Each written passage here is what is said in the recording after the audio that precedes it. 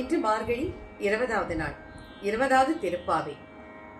33 அமரர்க்கு முன் சென்று கப்பம் தவிர்க்கும் கலியே துயிலெழாய். 33 அமரர்க்கு முன் சென்று கப்பம் தவிர்க்கும் கலியே துயிலெழாய். 33 அமரர்க்கு முன் சென்று கப்பம் தவிர்க்கும் கலியே துயிலெழாய். செப்பமுடையாய் திரளுடையாய், செப்பமுடையாய் திரளுடையாய், செற்றார்க்கு வெப்பம் தவிர்க்கும் விமலா, செற்றார்க்கு வெப்பம் தவிர்க்கும் விமலா துயிலெழாய். செப்பென்றபின் புலை செவ்வாய் சிறு வருங்குள் நப்பின்னை நங்காய் திருவேயே துயிலெழாய். செப்பென்றபின் புலை செவ்வாய் திருவருங்குள் நப்பின்னை நங்காய் திருவேயே துயிலெழாய்.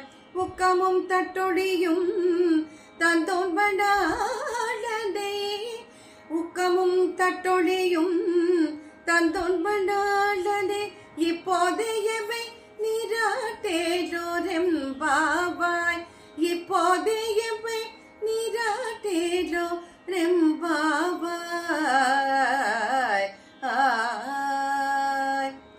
இந்த திருப்பாவையிலையும் ஆண்டாள் நாம் கிருஷ்ண பரமாத்மாவோட திருகுணங்கள், அவருடைய உயர்ந்த அற்புதமான குணங்களை சொல்லி அவரை துயில் எழுப்புறார். 33 அமரர்க்கு முன் சென்று கப்பம் தவிர்க்கும் கலியே துயிலெழாய்.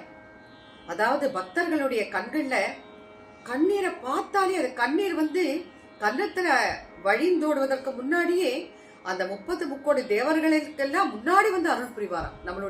அவருடைய உண்மையான பக்தர்களுடைய துயர துன்பத்தை உடனே களைஞ்சு எடுத்துருவாராம், நீக்கிடுவாராம். அப்பேற்பட்ட கருணாசாகர கலியுக பிரத்யட்ச தெய்வம், கருணையுள்ளம் கொண்டவன் நம் கிருஷ்ண பரமாத்மா.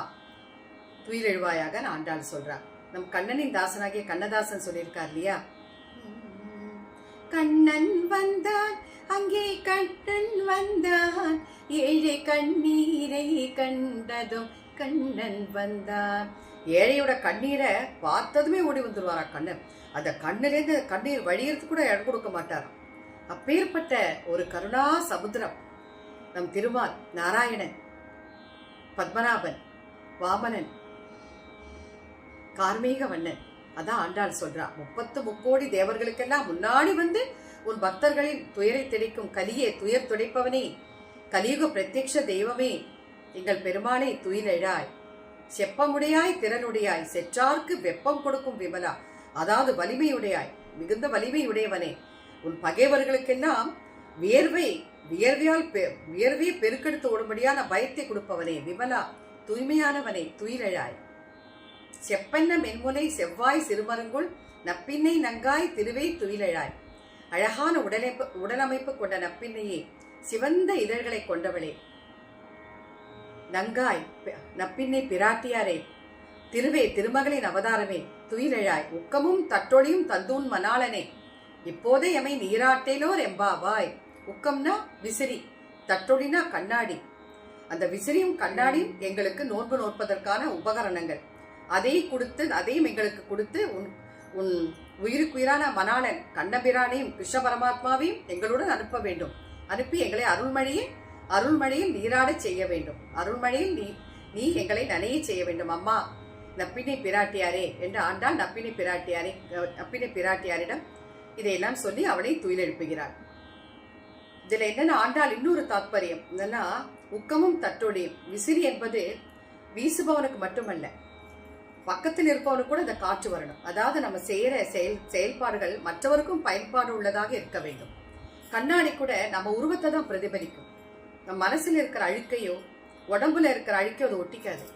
அத மாதிரி இந்த மானிட வாழ்க்கை, மனித வாழ்க்கை இதெல்லாம் நிலையானது அல்ல. இந்த சுகபோக வாழ்க்கை இறைவனுடைய திருவடிதான் என்றும் நிலையானது என்று ஆண்டாள் அழகா சொல்றார் அந்த திருப்பாவை மூலமா.